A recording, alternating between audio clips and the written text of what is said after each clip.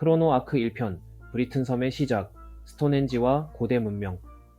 브리튼 섬은 유럽 대륙의 일부였습니다. 하지만 약 90만 년 전 빙하기가 시작되면서 극적인 변화를 겪었습니다. 이 시기, 네안데르탈인을 포함한 초기 인류가 브리튼 섬에 도착했고 혹독한 환경 속에서 생존을 이어갔습니다. 사냥과 채집을 하며 살아가던 그들은 단순한 돌과 뼈를 이용해 무기를 만들고 거대한 동물들을 사냥했습니다. 당시의 기후는 지금과는 전혀 다른 모습이었고 넓은 초원과 빙하가 공존하는 환경에서 인류는 적응하며 살아갔습니다. 그들은 주로 동굴을 거처로 삼았으며 때로는 숲속에 작은 움집을 짓고 살았습니다. 하지만 약 8천년 전 빙하기가 끝나면서 해수면이 상승했습니다. 그 결과 브리튼 섬은 유럽 대륙과 완전히 분리되었습니다. 이제 이곳에서 인류는 독자적인 문명을 발전시키기 시작합니다. 신석기 시대가 도래하면서 인류는 더 이상 떠돌아다니지 않았습니다. 사냥과 횟집에서 벗어나 농경을 시작했고 밀과 보리를 재배하며 가축을 기르기 시작했습니다. 이 변화는 인류의 삶을 근본적으로 바꿨습니다. 농업이 발달하면서 인구가 증가했고 작은 마을이 형성되었습니다. 마을 간 교류도 활발해졌으며 부족 간의 협력과 경쟁이 본격적으로 시작되었습니다. 이러한 환경 속에서 인류는 더욱 정교한 도구를 만들었고 부족 간의 갈등을 대비하기 위해 방어시설을 구축하기도 했습니다. 하지만 신석기 시대 인류가 남긴 가장 인상적인 유산은 바로 거대한 석조 구조물 스톤헨지입니다. 스톤헨지는 단순한 돌무더기가 아닙니다. 이 유적은 신석기 시대 사람들이 가졌던 기술력과 조직력을 보여주는 중요한 증거이기도 합니다.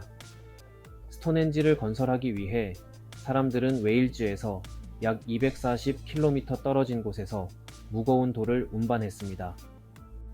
현대 기술도 없이 어떻게 이 거대한 돌들을 옮길 수 있었을까요? 일부 학자들은 원통형 통나무를 이용해 돌을 굴려 이동시켰다고 주장합니다. 또 다른 학설에 따르면 강이나 바다를 따라 뗏목을 이용해 운반했을 가능성도 있습니다. 이 과정에는 수백 명의 인력이 필요했을 것입니다. 단순한 부족 단위에서는 감당할 수 없는 대규모 노동력이 동원되었고 이는 이미 당시 사회가 상당한 조직력을 갖추고 있었음을 의미합니다.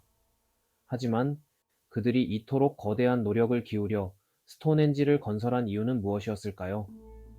스톤헨지의 구조는 매우 정교합니다.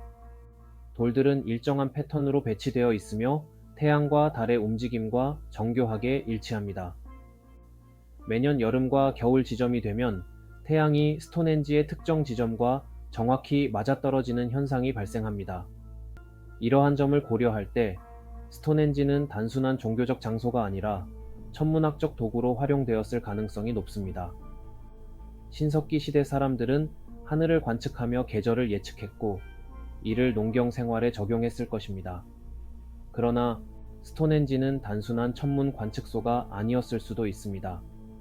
이곳은 고대부터 신성한 공간으로 여겨졌습니다. 조상을 숭배하는 제사의 장소였을까요? 혹은 치유의 능력이 있는 신비한 장소였을까요? 흥미로운 점은 스톤헨지를 이루는 블루스톤이 웨일즈에서 가져왔다는 것입니다. 당시 사람들은 이 돌이 치유의 힘을 가지고 있다고 믿었을 가능성이 있습니다. 현대에도 일부 연구자들은 블루스톤이 특정한 주파수를 띠며 인체에 영향을 미칠 수 있다고 주장합니다. 오늘날에도 많은 사람들이 이곳을 방문하며 고대의 의식을 재현하고 있습니다.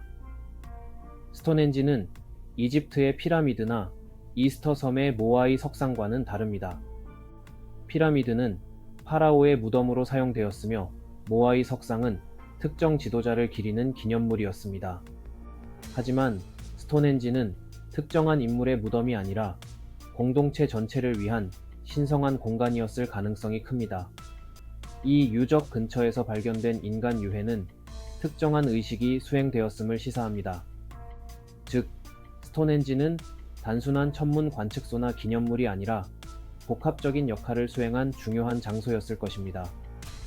이 유적을 연구하는 과정에서 학자들은 또 하나의 흥미로운 사실을 발견했습니다. 스톤헨지와 비슷한 구조물이 세계 곳곳에서 발견되었다는 것입니다. 프랑스의 카르낙 거석군, 스코틀랜드의 칼라니시 스톤 서클, 그리고 아일랜드의 뉴그레인지 유적이 대표적입니다. 이들은 모두 일정한 패턴을 가지고 있으며 태양과 달의 움직임과 밀접한 관련이 있습니다. 그렇다면 고대인들은 서로 교류하며 이러한 유적을 만들었을까요? 아니면 독립적으로 비슷한 아이디어를 떠올렸던 것일까요? 이 질문에 대한 답은 아직도 미스터리로 남아 있습니다. 스톤헨지는 단순한 돌덩이가 아닙니다. 이곳은 인류가 남긴 가장 위대한 유산 중 하나이며 그 목적과 의미는 여전히 논쟁 중입니다.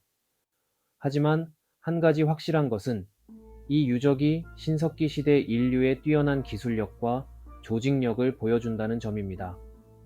우리는 아직도 이 거대한 석조물이 왜, 그리고 어떻게 만들어졌는지 완전히 이해하지 못하고 있습니다.